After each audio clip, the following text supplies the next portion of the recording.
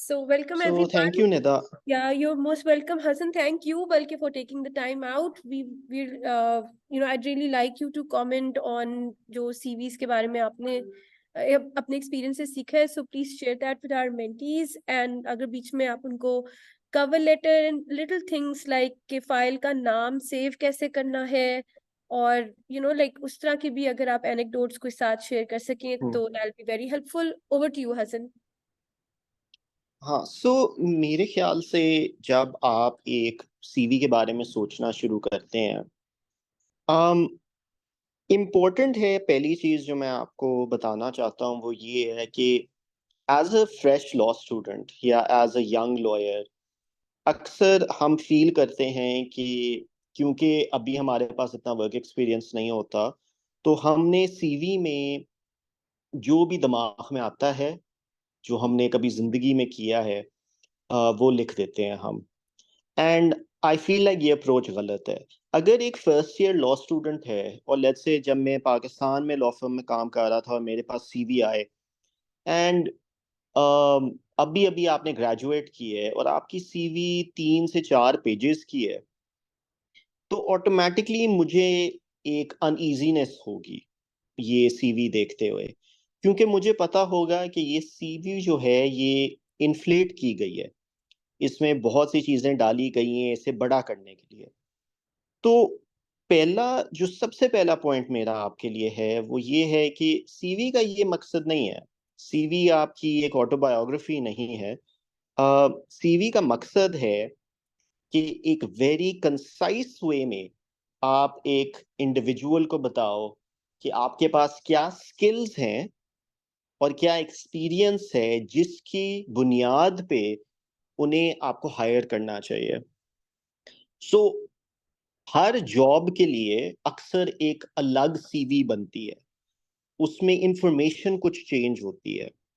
पहला रूल जो मैं आपको बताना चाहूंगा, जो आप चाहे पाकिस्तान में अप्लाई करें या बाहर किसी कंपनी में अप्लाई करें या आप अपने मास्टर्स के लिए सीवी भेजें, मेरी मेरा ओपिनियन ये है कि आपकी सीवी 1 पेज से ज्यादा की नहीं होनी चाहिए, एक A4 पेज। राइट, उसे गेम ना करने की कोशिश करना, लीगल पेज बना के पेज की मार्जिन ज्यादा करके, क्योंकि हो सकता है आप जिसको भेजें ईमेल में वो उसे प्रिंट आउट A4 में निकाले और उस आधी चीजें कट जाएं।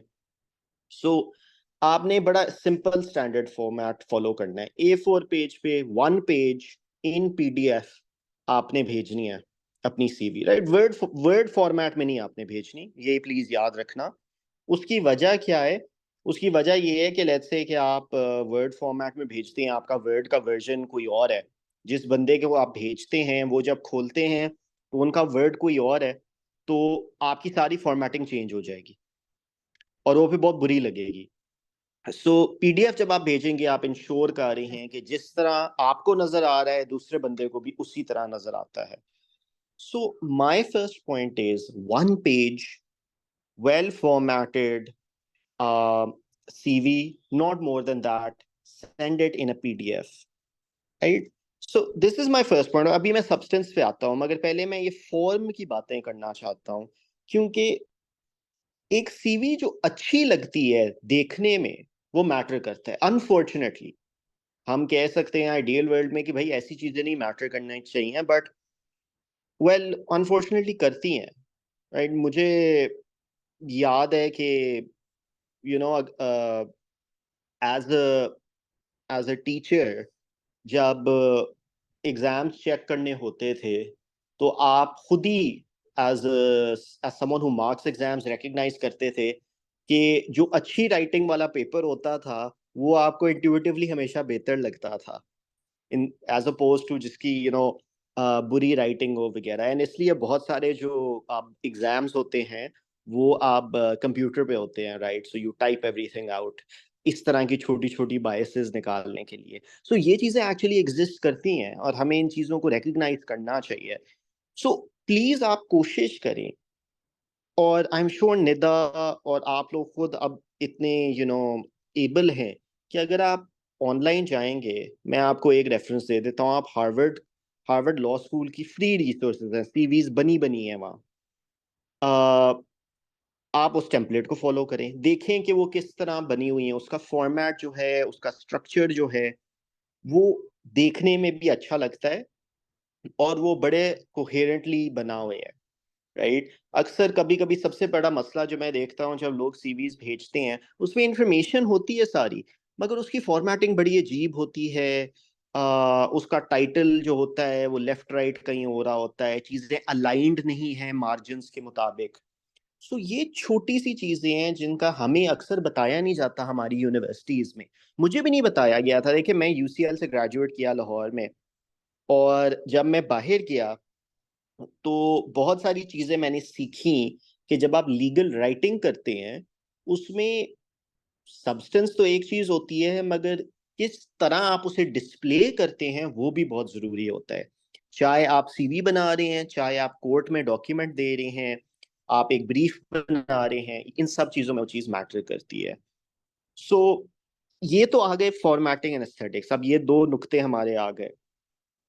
अब एक दो और मैं चीजों पे फोकस करता हूँ जो फॉर्म वाले सेक्शन में आती हैं, जो मैं अक्सर फील करता हूँ कि पाकिस्तान में कुछ प्रैक्टिसेस बन गई हैं।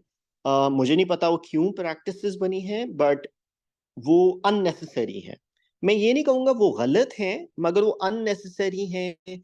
उससे कोई आपको फायदा नहीं होगा, और दूसरी चीज ये है कि वो अननेसेसरी स्पेस लेगी। जब आप थोड़ा सा आगे अपने करियर में जाएंगे, आपको मसला होना शुरू होगा कि मैं एक पेज में ये सारी इंफॉर्मेशन किस तरह कैप्चर करूं, तो वहां पे स्पेस बहुत मैटर करेगी। सो एक चीज ये है, लोग अक्सर अपनी तस्वीर लगा देते हैं सीवी के साथ, इसकी कोई जरूरत नहीं है। मैंने आज तक किसी जॉब में नहीं देखा। अब गवर्नमेंट जॉब्स का मुझे नहीं पता क्योंकि उनकी रिक्वायरमेंट्स थोड़ी अजीब होती हैं कभी कभी, मगर मैंने कभी किसी लॉ फर्म, किसी एकेडमिक पोजीशन, किसी इंटरनेशनल पोजीशन में ये रिक्वायरमेंट कभी नहीं देखी कि तस्वीर साथ लगाना जरूरी है। और मैंने जितनी भी यहाँ सीवीज देखी हैं, यहाँ सिंगापुर आके इंटरनेशनल एक इन्वायरमेंट में काम करके, कोई भी ये नहीं करता। दूसरी चीज ये है, लोग अक्सर अपना एड्रेस भी लिख देते हैं। आई थिंक उसकी भी अब कोई जरूरत नहीं है। क्यों? क्योंकि अब हर चीज तो ईमेल पे होती है, आपने सिर्फ अपना ईमेल लिखना है। सो ऊपर आपका नाम आ जाए, उसके नीचे एक ईमेल एड्रेस और फोन नंबर आ जाए, बस। इससे ज्यादा उन्हें कोई इंफॉर्मेशन नहीं चाहिए आपकी पर्सनल। प्लीज अपना आप जेंडर ना स्पेसिफाई करें, रिलीजन ना स्पेसिफाई करें, कास्ट ना स्पेसिफाई करें। ये सारी चीजें मैंने देखी हुई हैं। कोई लिख देता है कि जी मेरी कास्ट फलानी है, जी मैं पश्तून हूँ, मैं यहाँ का हूँ। अननेसेसरी चीजें हैं ये, कि मेरा रिलीजन ये है, मैं सुन्नी हूँ, मैं शिया हूँ। These are all unnecessary. बल्कि अगर आप बाहर जाएं तो आपकी शायद सीवी डिस्क्वालीफाई हो जाए अगर आप ये इन्फॉर्मेशन लिखें, क्योंकि वहां तो बड़े स्ट्रिक्ट रूल्स हैं कि किसी भी तरह आपने किसी से कभी उनका रिलीजन नहीं पूछना, आपने उनका जेंडर नहीं पूछना, आपने उनकी कास्ट एथनिसिटी नहीं पूछनी, बिकॉज दे डोंट वांट किसी किस्म का बायस निकले। और अगर कोई जॉब में कोई आपसे ये चीज पूछता है, आपको चाहिए आप भी सोचें एक सेकंड के लिए कि इसने ये इन्फॉर्मेशन क्यों चाहिए, क्योंकि मुझे तो नहीं लगता इसका कोई लेना देना हो सकता है इन चीजों के साथ। सो ये कुछ फॉर्म की बातें हो गई। अब मैं थोड़ा सब्सटैंटिव चीजों पे आना चाहता हूँ जिसमें आप लोग शायद ज्यादा इंटरेस्टेड हों। अब जैसे मैंने कहा था कि सीवी का मकसद ये है कि आप एक एम्प्लॉयर को बताएं कि what skills do you have, जिसकी वजह से आपको हायर करना जरूरी है। इंपॉर्टेंट लफ्ज यहाँ पे जो मैं इस्तेमाल कर रहा हूँ वो है स्किल्स, राइट।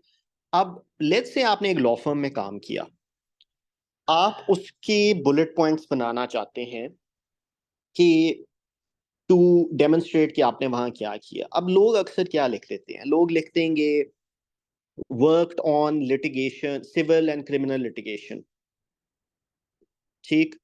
या लिख देंगे did legal research on section 20 civil procedure code.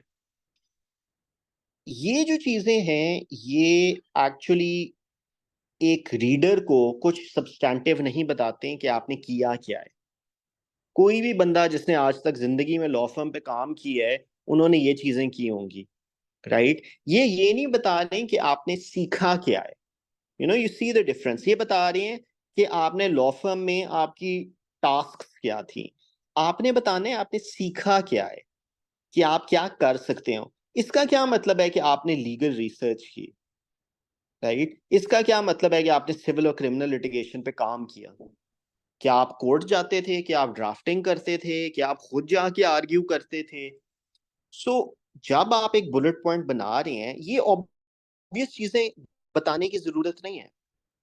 आप इंस्टेड बात करें कि फॉर एग्जांपल, मैं अपना एग्जांपल दे देता हूं कि मैं एक बुलेट पॉइंट बनाता हूं अपनी एक्सपीरियंस का, उसमें मैं लिखूंगा successfully defended a large corporate entity before the Securities and Exchange Commission of Pakistan in a proceeding regarding investigation of a company. That's what you need to say, right? अब आप देख रहे हैं कि इस एक बुलेट पॉइंट पे मैं उन्हें क्या क्या दिखा रहा हूं। मैं उन्हें दिखा रहा हूं कि मुझे ये सारी चीजें करनी आती हैं, रिसर्च वगैरह, एक केस बनाना है, केस स्टार्ट से फिनिश तक लेके जाना, खुद आर्ग्यू करना, एक लाइन में मैं ये सब कुछ बता रहा हूं। मुझे 5 बुलेट पॉइंट्स नहीं चाहिए ये चीज कहने के लिए। सो मैं स्पेसिफिक स्किल्स आइडेंटिफाई कर रहा हूँ। ये चीज सबसे जरूरी है जो मैं चाहता हूँ आप लोग आज टेक अवे करें सेशन से, और कुछ ना अगर करें, कि आपने अपने हर एक्सपीरियंस में जब आप बुलेट पॉइंट लिखेंगे, आपने सोचना है इस बुलेट पॉइंट के थ्रू मैं क्या स्किल्स दिखा रहे हूं इस एम्प्लॉयर को, राइट? अगर आप ये कह सकते हैं कि सक्सेसफुली मैंने डिफेंड किया है क्लाइंट को खुद से, that's a big skill. I would be very interested in talking further with that person जो ये मुझे कह सकता है, राइट? अगर आपने ब्रीफ्स बनाए हैं तो आप उसमें भी लिखें कि जी मैंने वाज आप फॉर एग्जांपल लिख सकते हैं कि led the submissions before the Lahore High Court on multiple writ petitions filed against uh, acquisition of land in like some sector, right? Again ये एक स्किल दिखा रहा है कि आपकी ड्राफ्टिंग इतनी अच्छी है कि आपको लीड करने का मौका दे देते हैं वो, कि आप एक पूरा ड्राफ्ट तैयार करो और आप कोर्ट में सबमिट कराओ, ठीक? सो स्किल्स जो हैं वो आपने बताने हैं। और इसका चीट ये है जो आपको हमेशा दिमाग में रखना चाहिए, हर बुलेट पॉइंट से पहले पूछें ये बुलेट पॉइंट क्या डेमोन्स्ट्रेट करता है मेरे बारे में, राइट? जेनेरिक नहीं लिखना आपने। कुछ जेनेरिक होता है कि आप जी जनरल बात लिख रहे हैं, मैंने सिविल और क्रिमिनल लिटिगेशन पे काम किया, मैंने रिसर्च की, राइट, अटेंडेड कोर्ट्स। लोग ये चीजें लिखते हैं मगर इससे कुछ नहीं पता चलता मुझे, राइट? मगर अगर आप ये लिखेंगे कि जी मैंने इस पिटिशन पे काम किया और उस पे मैंने ये जो है स्किल्स डेमोन्स्ट्रेट किए, चाहे वो ड्राफ्टिंग के हैं, चाहे वो आर्ग्यूइंग के हैं, चाहे केस तैयार करने के हैं। लेकिन आप लोग ये भी सोचते होंगे कि जी अभी तो हमारा इतना एक्सपीरियंस नहीं है कि हम लीड करें किसी चीज को या हम खुद केस आर्ग्यू करें। तो अक्सर लोग ये लिख देते हैं असिस्टेड सीनियर पार्टनर इन फला फला फला चीज। आई थिंक वो भी जरूरी नहीं है लिखना। देखें कोई भी एम्प्लॉयर जिसके पास एक सीवी आएगी, एक लॉयर की जो 1 साल से समझे काम कर रहे हैं, 2 साल से काम कर रहे हैं, उन्हें पता है कि आप असिस्ट ही कर रहे हैं, तो उसके बारे में बहुत ज्यादा वरी ना करें। अगर आपने एक केस पे काम की है, आपने मेहनत की है, आप उस मेहनत को जरूर डेमोन्स्ट्रेट करें अपनी सीवी में। ये ना सोचें कि नहीं मगर बुरा लगेगा क्योंकि मैं तो सिर्फ असिस्ट कर रहा था। ये सीवी जो है ना उसमें थोड़ा सा एक चीज करनी होती है, सेल्फ प्रमोशन, ठीक है? कुछ हम में से लोग होते हैं जिनको वो नेचुरली नहीं चीज आती, मगर सीवी के टाइम पे आपको थोड़ी सेल्फ प्रमोशन करना बड़ी जरूरी चीज है। सो ये स्किल्स वाली चीज मेरे मुताबिक बहुत जरूरी है। Now I want to speak about another thing जो कि कनेक्टेड है स्किल्स के साथ। और ये चीज अगर आप लोगों को कंफ्यूजिंग लगे तो जरूर मुझे बता देना। मगर जब भी आप एक बुलेट पॉइंट डालते हैं किसी वर्क एक्सपीरियंस के साथ, let's take an example of you having worked in a litigation law firm, right? तो आपने हर सेंटेंस, ये रूल ऑफ थंब है बाय द वे, आप बाहर जाएंगे तो हर सीवी राइटिंग वर्कशॉप में आपको ये बात सिखाई जाती है कि जी हर सेंटेंस एक एक्शन वर्ब से शुरू करें। जी एक्शन वर्ब क्या होता है? इसकी बाय द वे आपको लिस्ट मिल जाएगी ऑनलाइन, अगर आप कभी गूगल करें ना action verbs for CV writing तो आपको मिल जाएंगे। एक्शन वर्ब्स क्या होते हैं? जो दिखाते हैं कि आपने कोई चीज की, right? So instead of saying worked in criminal and civil litigation, you will say things like executed an agreement, successfully defended, argued, led, spearheaded। इस तरह के ये सारे एक्शन वर्ब्स होते हैं, राइट? अब ये इंपॉर्टेंट क्यों है? um, क्योंकि मैं आपको ये इंफॉर्मेशन सिर्फ पाकिस्तान के कॉन्टेक्स्ट में नहीं देना चाहता। मैं चाहता हूं कि आप जहां मर्जी अप्लाई करें, पाकिस्तान में करें या बाहर करें, तो आप यही प्रिंसिपल्स अप्लाई कर सकें। स्पेसिफिकली जब आप बाहर अप्लाई करते हैं तो अब बहुत सारी जो कंपनीज हैं, लॉ फर्म्स हैं, उनकी एचआर डिपार्टमेंट्स होती हैं। एचआर डिपार्टमेंट्स को बहुत सारी सीवीज आती हैं।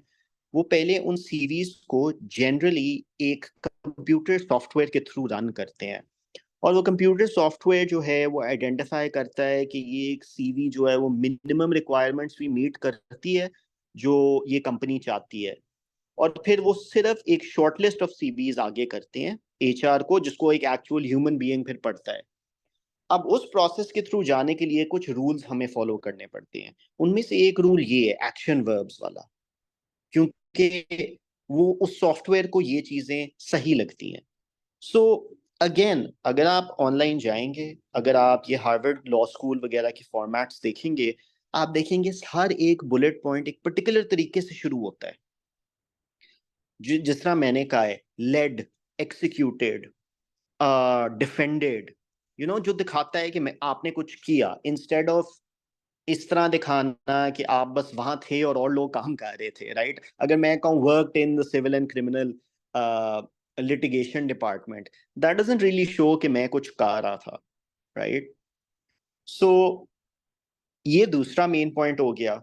तीसरा मेरा मेन पॉइंट ये होगा कि इंस्टेड के आप जनरल बात करें, हमेशा प्रोजेक्ट स्पेसिफिक बात करें। एक वकील के लिए प्रोजेक्ट स्पेसिफिक काम होता है कोई एक केस या कोई एक transaction, right? I feel like बहुत से लोग पता है क्या करते हैं, वो लिख देते हैं कि जी मैं रोज के 6 केस हाई कोर्ट में अटेंड करता था। अब हाँ, ये एक ठीक है, अच्छी बात है, मगर टू बी ऑनेस्ट मुझे इससे भी कोई खास चीज नहीं पता चल रही। मुझे नहीं पता कि अगर आप वो 6 केस अटेंड करते हुए एक्चुअली आर्ग्यू करते थे, पीछे बैठ के सुनते थे, डिटेल देते थे, like what exactly were you doing? So instead of trying to show कि जी मैं रोज के 7 8 9 केसेस करता था, देखता था, आप मुझे सिंपल बात बताएं कि कोई एक एग्जाम्पल दे दें जहां आपने शायद केस आर्ग्यू किया हो।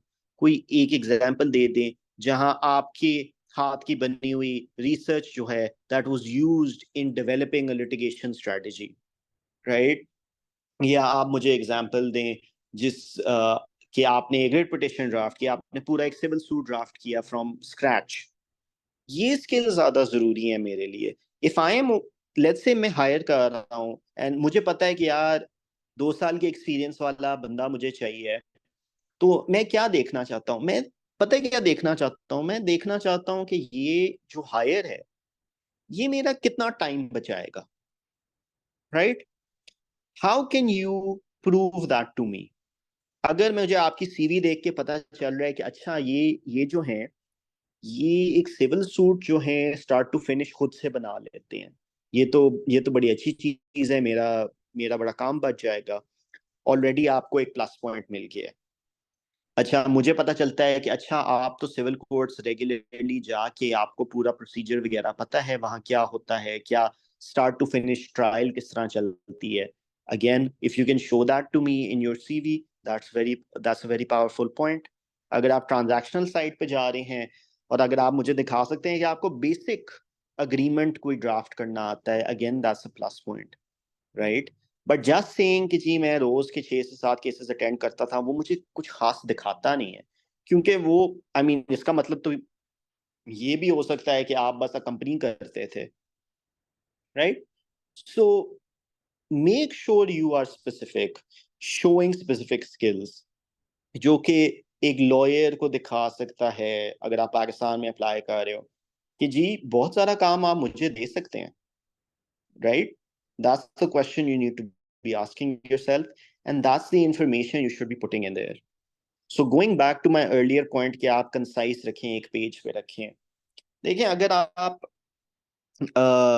लॉ स्कूल में आपने बहुत सारी एक्टिविटीज वगैरह की, दैट्स ग्रेट, राइट? मगर वो हर एक एक्टिविटी सीवी में डालना शायद नेसेसरी ना हो. अक्सर जो नॉन वर्क रिलेटेड एक्टिविटीज आप डालते हैं सीवी में, उनका भी कोई मकसद होता है डालना. एग्जाम्पल, अगर आप डिबेट्स टीम में थे, आपको उसे लिंक करना चाहिए कि आप क्या करते थे. क्या आप कोई लीडरशिप क्वालिटीज दिखाते थे जब आप वहां थे जो आप हाईलाइट करना चाहते हो, या आपकी बहुत ज़्यादा रिस्पॉन्सिबिलिटीज थी जिसके थ्रू किसी एम्प्लॉयर को ये पता चलता है कि जी ये तो एक ऐसा इंसान है जो कि बड़ी अच्छी तरह प्रायोरिटाइज कर सकता है बहुत सी different deadlines in in a single day, right? So अगर आपको लगता है कि उन चीज़ों के थ्रू आप ऐसी चीज़ें दिखा सकते हो तो हाँ, फिर ज़रूर आप लिखें, बट बी वेरी ब्रीफ, बहुत ज़्यादा उसमें जानने की ज़रूरत नहीं है. देन आई थिंक कुछ और बेसिक बातें हैं. सीवी का पैटर्न किस तरह का होना चाहिए? वेल जनरली जो मैं फॉलो करता हूँ, मैं आपको बता देता हूँ. जनरली जो पहली चीज़ मेरी सीवी में मैं लिखता हूँ वो मेरी प्रोफेशनल क्वालिफिकेशंस हैं और मेरी एजुकेशनल क्वालिफिकेशन है कि मैंने एलएलबी एलएलएम कहाँ से किया. मैं मेंबर ऑफ पंजाब बार हूँ, मैं एडवोकेट हाई कोर्ट हूँ. ये मैं इससे मैं शुरू करता हूँ, but again very very brief, to the point. कोई ज़रूरत नहीं है लिखने की कि आपने कौन कौन से कोर्सेज लिए थे, राइट? कोई ज़रूरत नहीं है कि आपके ONA लेवल या FSC या मैट्रिक में मार्क्स कितने आए थे. Not necessary. You just need to write आपने LLB कहाँ से किया. If you want, although this is also not necessary, कि आपका GPA क्या था या आपका फाइनल रिजल्ट क्या था LLB में. Again not necessary. अगर बहुत अच्छा था ठीक है, ज़रूर लिखते हैं, बट नेसेसरी नहीं है. आपने अगर कोई मास्टर्स की है वो कहाँ से किया है, आप एडवोकेट लोअर कोर्ट्स का लाइसेंस ऑलरेडी है आपके पास या नहीं. So this just should not take a lot of space. उसके बाद you should go into your work experience in reverse chronological order. Reverse chronological order का मतलब ये है जो सबसे recent work experience है वो सबसे पहले आना चाहिए और इस तरह आपने order में पीछे चलते जाना चाहिए, right? So हमेशा लिखें कब आपने काम स्टार्ट किया था, कब आपने एंड किया था. लिखें आपकी पोजीशन क्या थी, एंड देन बुलेट पॉइंट्स में जो मैंने आपको बात बताई है, किन चीजों पे आपने काम किया, क्या स्किल्स आपने सीखे वहां से, राइट? सो जनरल फॉर्मेट आपका बड़ा सिंपल ये है होएगा. मैं चाहता हूं कि आप जाएं हार्वर्ड लॉ स्कूल और ऑक्सफोर्ड के आप टेम्पलेट्स देखें, उन टेम्पलेट्स को रेप्लिकेट करने की कोशिश करें. जो आखिरी चीज मैं कहूँगा जो कि बहुत ज़रूरी है, और फिर मैं कवर लेटर पे थोड़ा सा बात करता हूँ. जब आप एक सीवी बना लेते हैं उसे कॉन्स्टेंटली ज़रूर अपडेटेड रखें, बट ऑल्सो जब आप किसी जॉब के लिए अप्लाई कर रहे हैं कोशिश करें कि आपकी सीवी उस जॉब के लिए टेलर्ड है.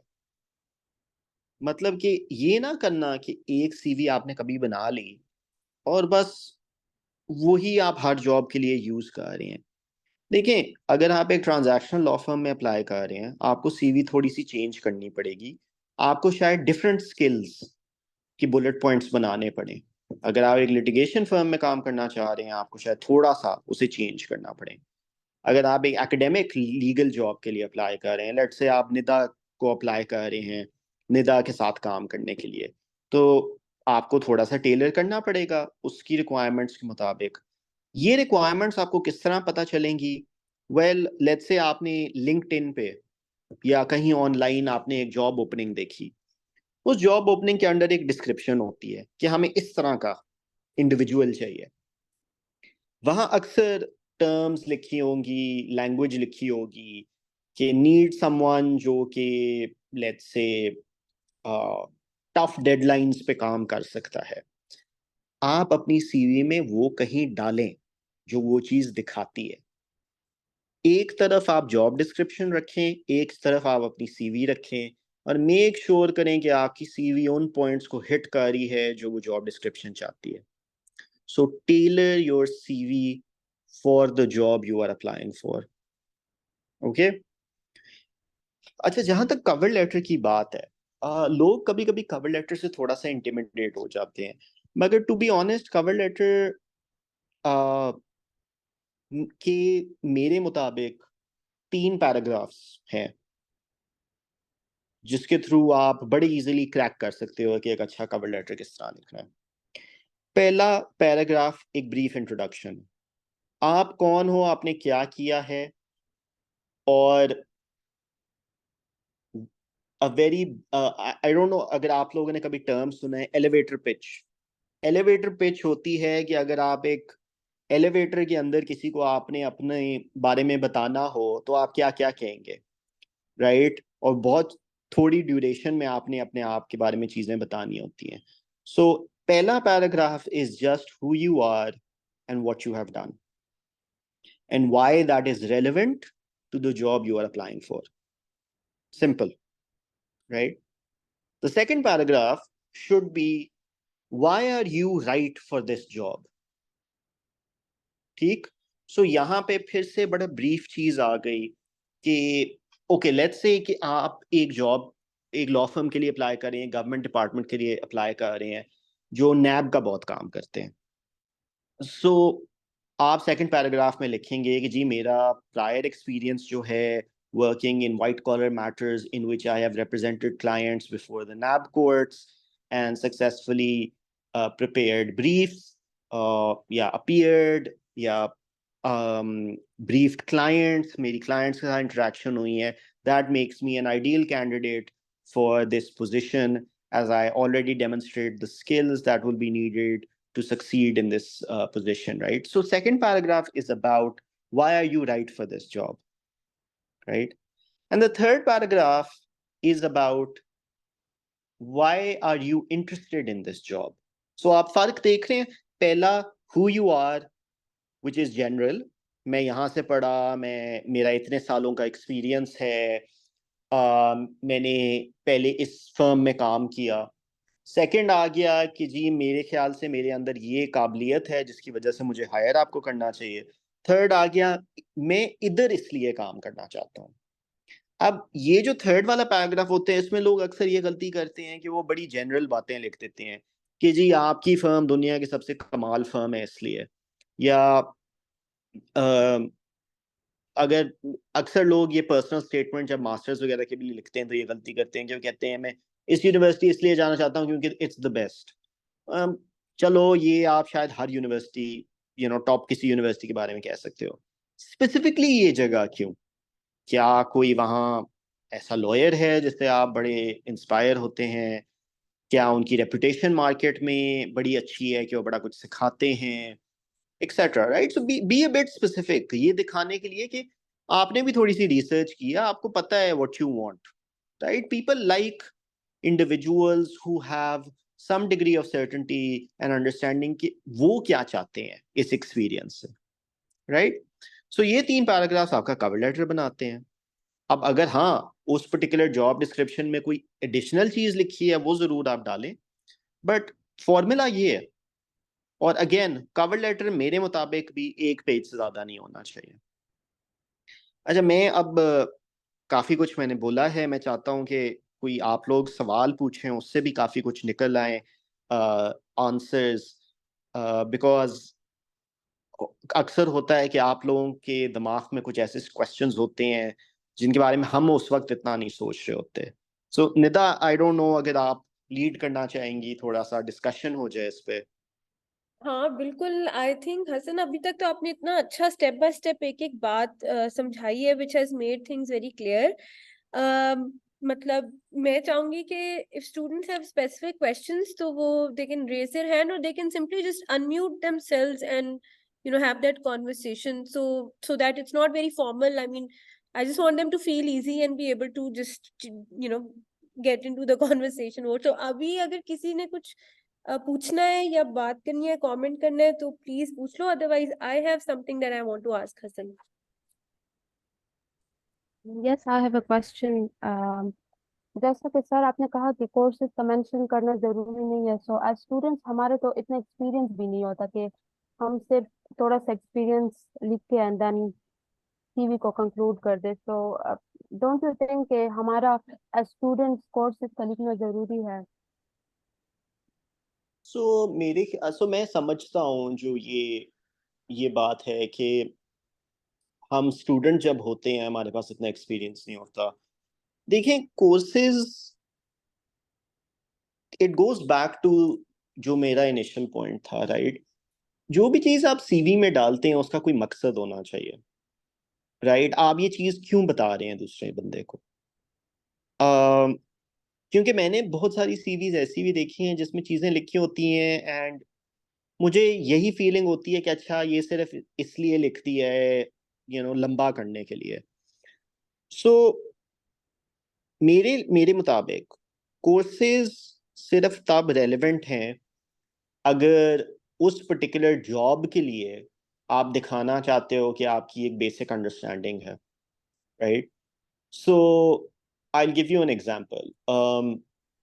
अगर आपने लेट्स से कॉर्पोरेट फर्म में, बैंकिंग फर्म में आप काम करना चाहते हैं एंड आपने कोई बैंकिंग लॉ का कोर्स लिया है, ठीक है, आप मेंशन कर दें उसे ज़रूर, मगर उसके साथ ये भी अपने 5 साल की डिग्री का हर कोर्स लिखना भी नामुनासिब है, क्योंकि उसका कोई फ़ायदा नहीं होगा. एंड एक्चुअली जो चीज़ आप हाईलाइट करना चाह रही हैं ना, वो उस पूरे चीज़ में गुम हो जाएगा. सो पहले तो मेरा ये एक पॉइंट है. सो मैं आपको बताता हूँ एज अ स्टूडेंट क्या होना चाहिए आपकी सीवी में. So as a student ideally मेरी रिकमेंडेशन आपको ऑफ कोर्स ये होगी कि आप अपनी छुट्टियों में इंटर्नशिप्स करें ताकि वहाँ से आपके पास कुछ एक्सपीरियंस हो जो आप लिख सकें. दूसरा, एज अ स्टूडेंट अगर आपने कोई रिसर्च की है, आप टीचर्स असिस्टेंट थे, रिसर्च असिस्टेंट थे, उसे आप ज़रूर हाईलाइट करें. अगर आपने लॉ स्कूल से पहले भी कोई इंटर्नशिप की थी, वो भी आप ज़रूर लिख सकते हैं अगर वो कुछ अच्छी चीज़ डेमोन्स्ट्रेट करता है कि आपने सीखा है कुछ. Because I think, look, again, अगर आप ये दिखा सकते हैं कि यू आर एन इंडिविजुअल जो कि खुद से इनिशिएटिव लेके काम करने के लिए तैयार है, वो भी बड़ा इंपॉर्टेंट होता है, राइट? सो अपनी सीवी बनाने के लिए मैं आपको रेकमेंड करूंगा ज़रूर आप लॉ स्कूल में इंटर्नशिप्स करें वाइल इन यूनिवर्सिटी. जिस तरह मैं ऑलरेडी मेंशन कर चुका हूँ, अगर आप सोसाइटीज़ के हिस्से थे जिसके थ्रू आप दिखा सकते हैं कि आप एक ऑर्गेनाइज्ड इंडिविजुअल हैं, आप एक लीडर हैं, आप वेल स्पोकन हैं, आपको लिखना पढ़ना बहुत अच्छे हैं उसमें, because we all want people who can write well and speak well. Trust me, every law firm wants that. So ये चीज़ें आप लिखें, क्योंकि ये चीज़ें मुझे कुछ दिखाती हैं आपके बारे में. ये बातें कि मैंने आईपी लॉ से लेकर मैंने लैंड लॉ पढ़ा, ये तो मैं ऑलरेडी अज्यूम करता हूँ आपने लॉ स्कूल में पढ़ा होगा, राइट? सो ये कुछ नुक्ते हैं जो मैं चाहूंगा कि आप एड्रेस करें. Okay sir, thank you. Thank you. Can I go next? जी, please go ahead. Okay. So basically, I had sort of a similar question, and I think you got confused with the courses. कुछ courses होते हैं जो हम university के within जो आपने बताया throughout our 5-year degree process हम लोग कर रहे होते हैं, और कुछ specific courses होते हैं जो हम लोग register करते हैं, जिनको they sign up करते हैं, certificate courses from different law firms or different organizations. And वही बात कि एज लॉ स्टूडेंट्स आप इंटर्नशिप वगैरह अगर कर भी लो, और अगर लाइक इतनी इंटर्नशिप्स भी नहीं किए हैं आपने, सही है, एंड बहुत ज्यादा अपना क्या कहते हैं लॉ स्कूल का रोल शो करना उस पॉइंट पे भी एक्सेसिव लग रहा होता है, तो hmm you want to include those courses specifically जो आपने एक्चुअली रजिस्टर करके and you went out of the way and आपने फिर जाके किया है, तो उन हम्म कोर्सेज को तो हम इंक्लूड कर सकते हैं, और are they also not necessary, और are they should also be included जो आपकी क्या कहते हैं जॉब रिक्वायरमेंट के रिलेटेड, अगर रिलेट कर रहे हैं तो आप वही वाले कोर्सेज रखो, एंड सारे कोर्सेज लिस्ट करने की इतनी नीड नहीं है, so could you guide on that? So I think आपको, हाँ बिल्कुल, आपको सर्टिफिकेशन कोर्सेज की जहाँ तक बात हो रही है, आई थिंक आपको ज़रूर वो हाईलाइट करने चाहिए, right? Because for me it shows you are someone who is willing to go over and beyond to learn, right? So I do think आपको उन्हें feature करना चाहिए. um, so I would say कि आप एक section रखें अपनी CV में for certifications and other I think बस certifications and diplomas type एक section रखें, उसमें आप ये चीज़ हाईलाइट करें, और ये ज़रूर लिखना कि आपका कोर्स किस चीज़ के बारे में था, किसने कंडक्ट किया था। जिस तरह अगर निदा की ऑर्गेनाइजेशन के साथ आपने किए हैं तो प्लीज़ हाईलाइट करना कि लर्न ने कराया था या वुमेन इन लॉ ने कराया था, and what it was about, very briefly what it was about.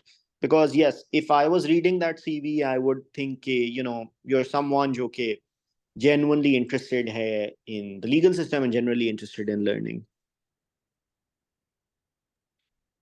Thank you.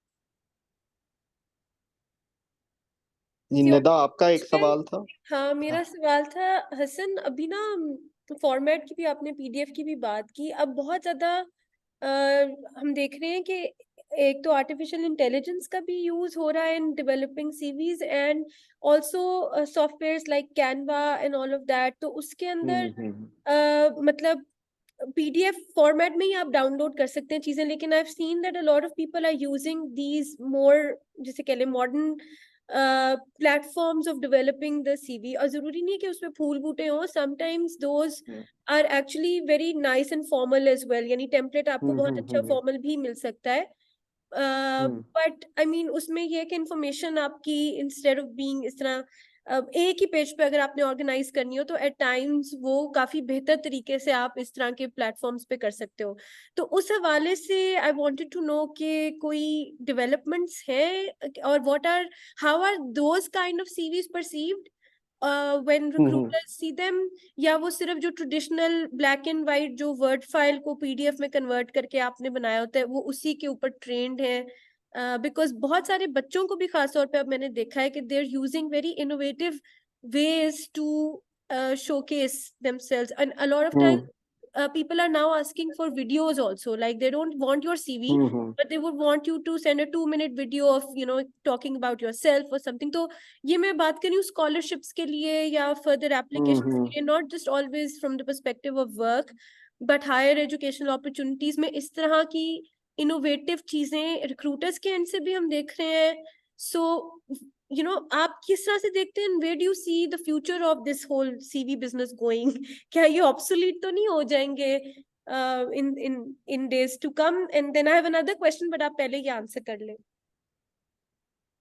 Well I think obsolete हो जाएंगे, आई थिंक हमें वेट एंड सी करना पड़ेगा, but so I think artificial intelligence, chat GPT और इस तरह की टेक्नोलॉजीज को यूज करने में कोई हर्ज नहीं है, but I will give a note of caution, right?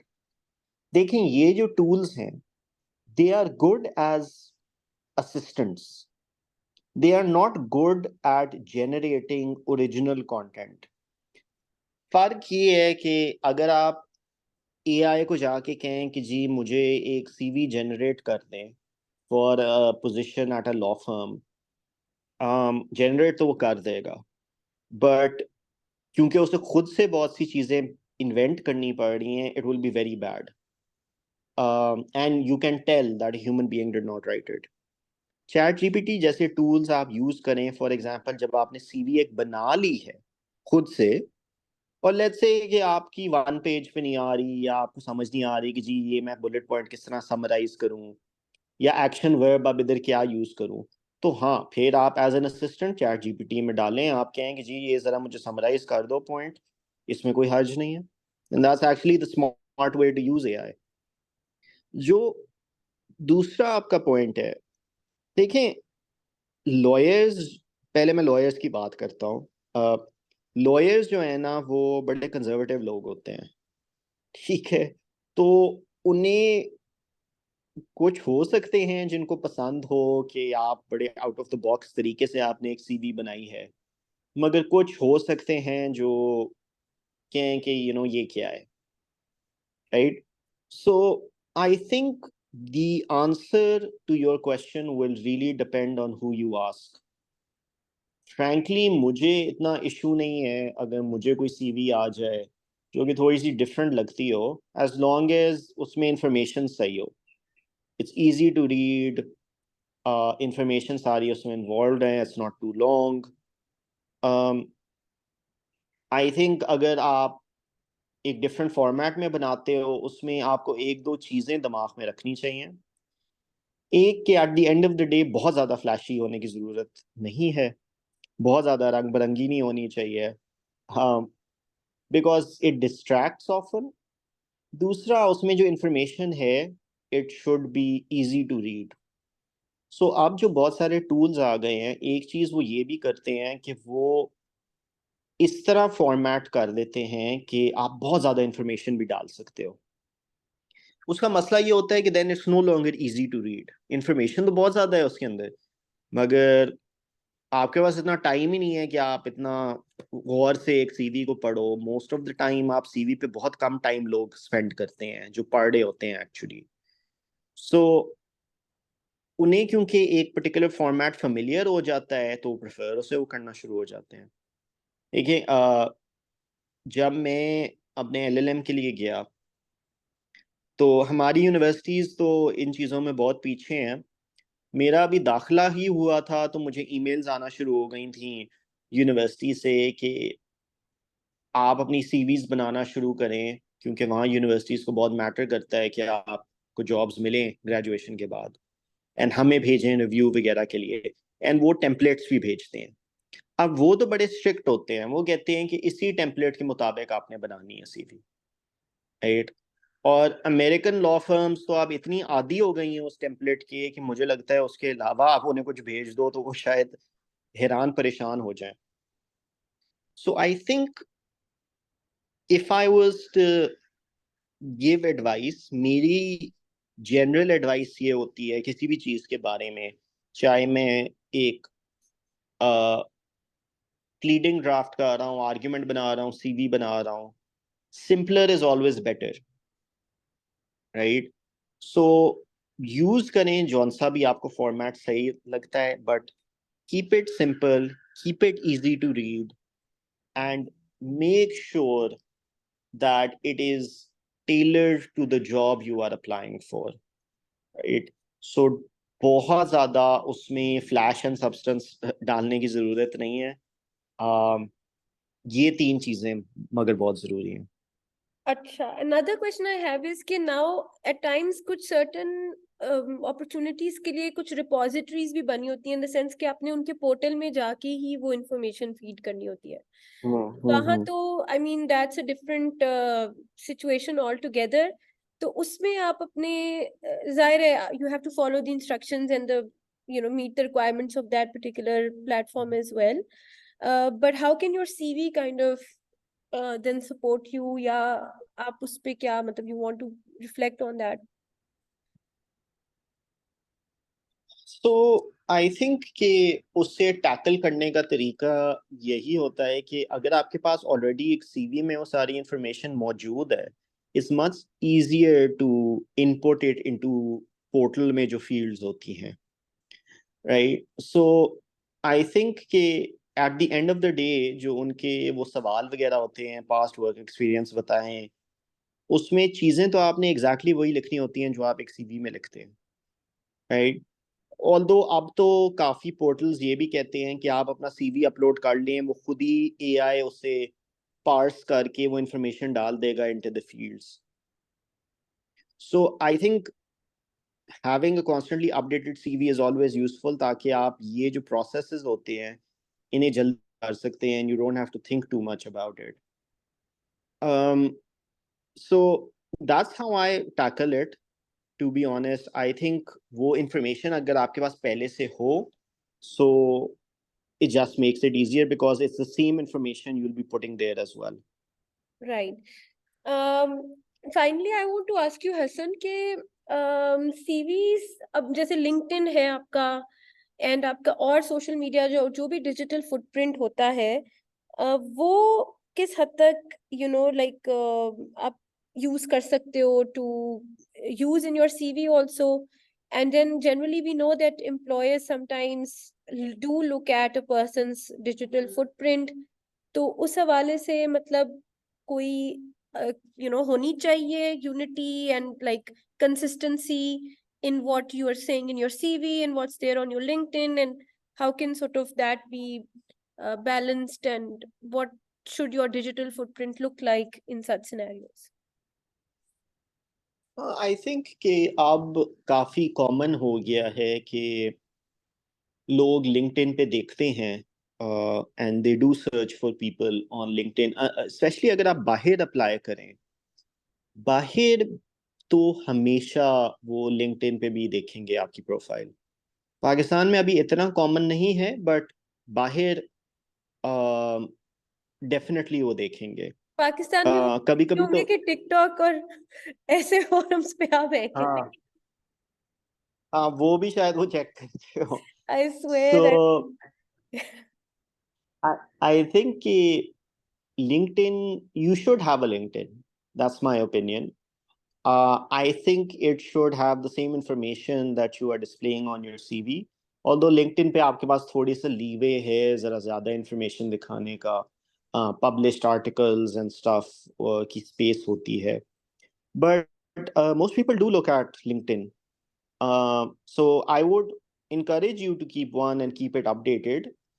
Please उसे professionally use करें, क्योंकि कभी कभी लिंक्डइन पे जाके लोग फिर पोस्ट लाइक पता नहीं सियासत और इन चीज़ों के बारे में करना शुरू हो जाते हैं. वो मेरे ख्याल से लाइक नेसेसरी नहीं है, लाइक अननेसेसरी आप इंफॉर्मेशन पुट आउट कर रहे हैं to a professional network.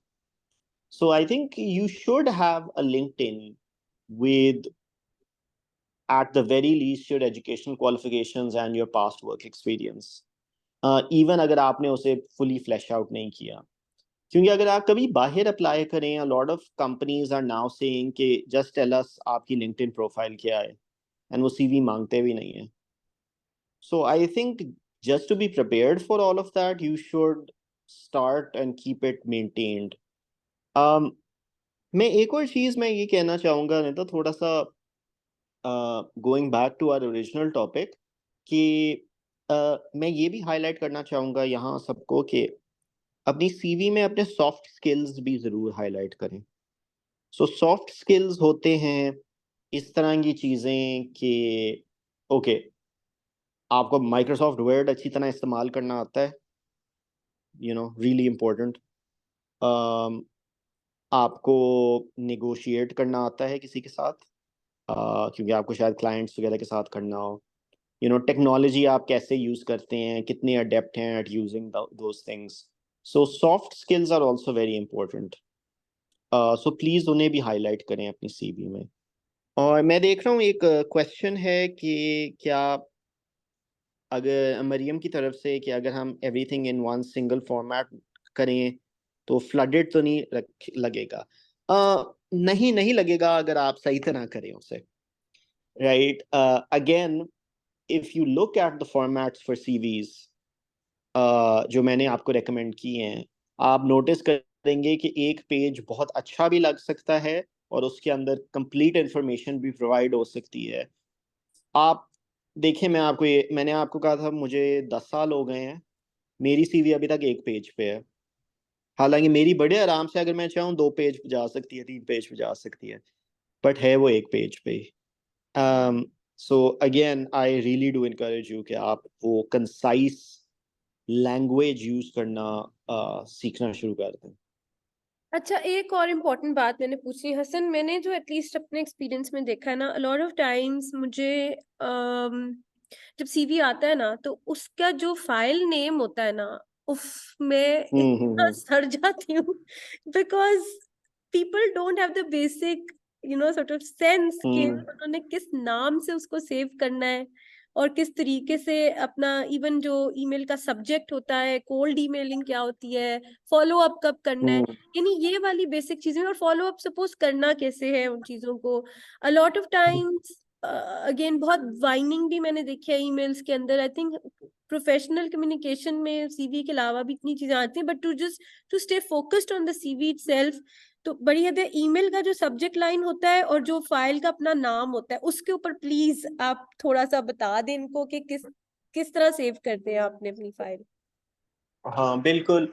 I think वो कभी कभी आ जाती है आपके पास CV, Nida Usman final version V7, right, उस तरह की आपके पास आ जाती है सब्जेक्ट लाइन।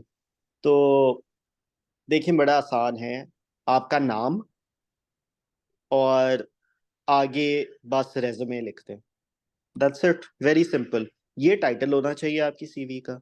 मेरी सीवी का टाइटल है हसन हसन ए नियाजी रेज्यूमे, बस। उसमें ये हो राइट। सकता है कि अगर कोई जॉब जिसके लिए आप अप्लाई कर रहे हैं, मतलब you hmm. Mention that in brackets और समथिंग, वो चीज हो सकती है कि नहीं? बिल्कुल बिल्कुल, आप वो तो लिख सकते हैं अगर आप लिखना चाहें कि हसन ए नियाजी भंडारी नकवी रियाज। सो हाँ बिल्कुल आप लिख सकते हैं। सो अगेन चीज़ों को सिंपल रखना चाहिए, राइट। और प्लीज़ ये बात मैं अज्यूम कर रहा हूँ मगर मैं बोल देता हूँ बिकॉज ये भी बहुत होता है, आपकी सीवी या आपकी सीवी के नाम में टाइपोज नहीं होने चाहिए, ग्रामेटिकल एरर्स नहीं होने चाहिए। क्यों? क्योंकि अगर वो हो जाए ना, पता है क्या इंप्रेशन जाता है? इंप्रेशन जाता है कि यार ये तो उस तरह का इंसान है जो एक बार लिखने के बाद दूसरी बार पढ़ता ही नहीं है चीज़ को। और एज अ लॉयर वो एक अच्छा स्किल नहीं होता, क्योंकि बहुत थरो होना पड़ता है चीज़ों के बारे में। आपको मैं ड्राफ्टिंग का काम दूं, उसमें टाइपोज निकल आए, मैं किस तरह ट्रस्ट कर सकता हूँ आपको कि आपका काम विदाउट सुपरविजन आगे जा सकता है? सो ज़रूर आप इन चीज़ों को प्लीज़ चेक करें। टाइपोज और ग्रामेटिकल एरर्स का सबसे आसान तरीका चेक करने का होता है कि आप किसी और को कहें कि ज़रा एक बार पढ़ लो। अब तो खैर सॉफ्टवेयर इतना है कि आपकी ये गलतियां होनी नहीं चाहिए, बट प्लीज़ इस चीज़ को भी दिमाग में रखें। ये नहीं होना चाहिए कि आपका जो टाइटल है सीवी का उसमें कुछ लेटर्स कैपिटल्स हैं, कुछ लेटर्स स्मॉल हैं। सो इस तरह की चीज़ें प्लीज़ अवॉइड करने की कोशिश करें। ठीक हो गया। सो अगर किसी और ने कोई क्वेश्चंस आके करने हैं तो please this is your chance.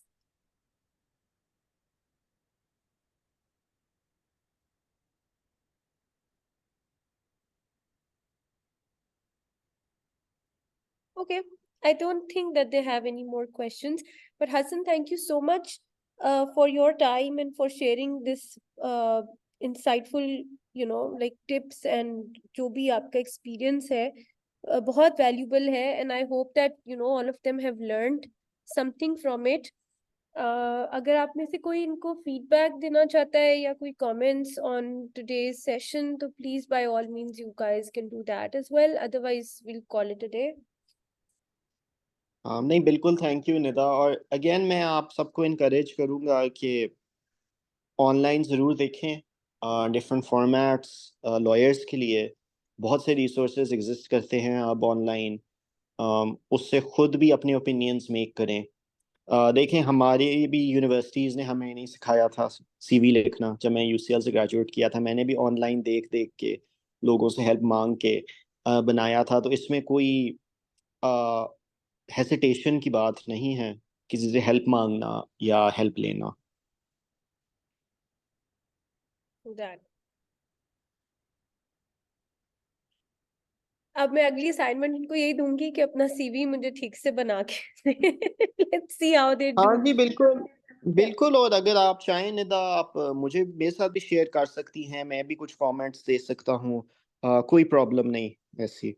ठीक है, नहीं नहीं, I will make them redo their CVs and I will share them with you. उस पे भी अगर आपको इनको फीडबैक दे देंगे तो आई think that be very helpful for them.